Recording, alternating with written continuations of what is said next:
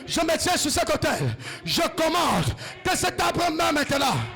Ça meurt, ça meurt, ça meurt, ça meurt, ça meurt, ça meurt, ça meurt, ça meurt, ça meurt, ça meurt, ça meurt, ça meurt, ça meurt, ça meurt, ça meurt. Je dis ça meurt. Libra kataba shakara baba. Assieds-toi ici. Oh my God. Luzandala kaya karababa. Rubraka. Ils t'ont envoyé un envoûtement. Ils t'ont envoyé un envoûtement. Ils t'ont envoyé un envoûtement. Regardez ça. Je vais commander maintenant. Je connais la personne qui a fait ça. Je sais celui qui a fait ça. Je vais retourner ça sur la personne. Au nom de Jésus-Christ. Regardez son pied. Je vais retourner ça. Vous allez voir. Je vais retourner ça à l'envoyeur. Vous allez voir. Ils l'ont envoûté. Ils l'ont envoûté. Vous allez voir ce qui va se passer maintenant. Le pied de la personne, ça va faire la même chose. Et ça va faire pire que ça. Et sa part va finir. Pendant que ça sera en train de sortir sur la personne, sa part sera en train de finir. Vous allez voir quelque chose. La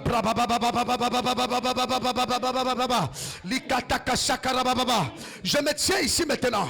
S'il y a un arbre quelque part sur lequel on fait des sacrifices en ton nom, on a enterré ta gloire, on a sacrifié ta gloire, on a sacrifié ton mariage, on a sacrifié ton voyage, on a sacrifié ta destinée. Je me tiens sur l'autel de Dieu. Je déclare et je déclare. Je déclare et je déclare. Je dis mon Père, cet arbre-là sèche maintenant. Ça sèche maintenant. Ça sèche. Ça sèche. Ça sèche. Ça sèche. Ça sèche. Ça sèche. Ça sèche.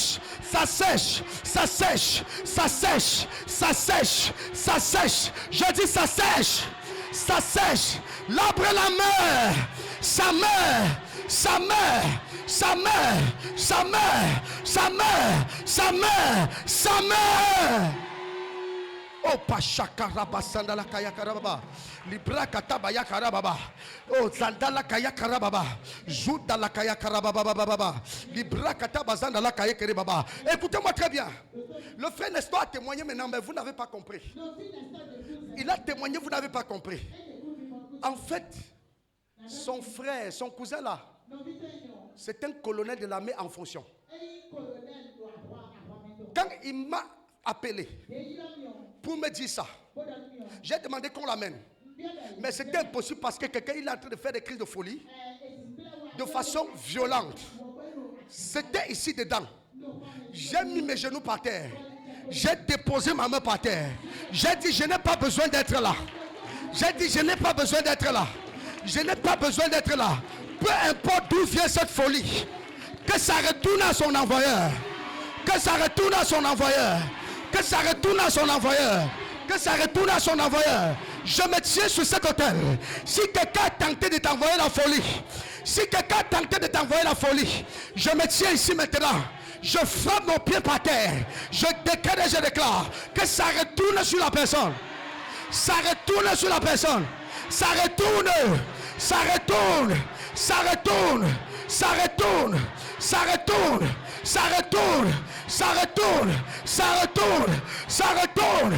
Ça retourne. Ça retourne. Ça retourne. Ça retourne. Ça retourne. Ça retourne. Ça retourne. Ça retourne. Ça retourne. Ça retourne. Je dis ça retourne. Oh, Pachakarababosh. Lousakarabababa. Toute personne qui s'est tenue sur un hôtel diabolique, pour ôter ta vie, pour bloquer ta destinée, pour détruire ton mariage, détruire tes affaires. En tant que prophète de l'Éternel, je me tiens sur cet hôtel. Je décrète et je déclare. Je dis bien, je décrète et je déclare. Au nom puissant de Jésus, je décrète et je déclare que la personne soit frappée maintenant. Que la personne soit frappée. Que la personne soit frappée. Que la personne soit frappée. Que la personne soit frappée. Que la personne soit frappée. Que la personne soit frappée. Que la personne soit frappée. Que la personne soit frappée. Que la personne soit frappée. Que la personne soit frappée. Que la personne soit frappée. Que la personne soit frappée. Que la personne soit frappée.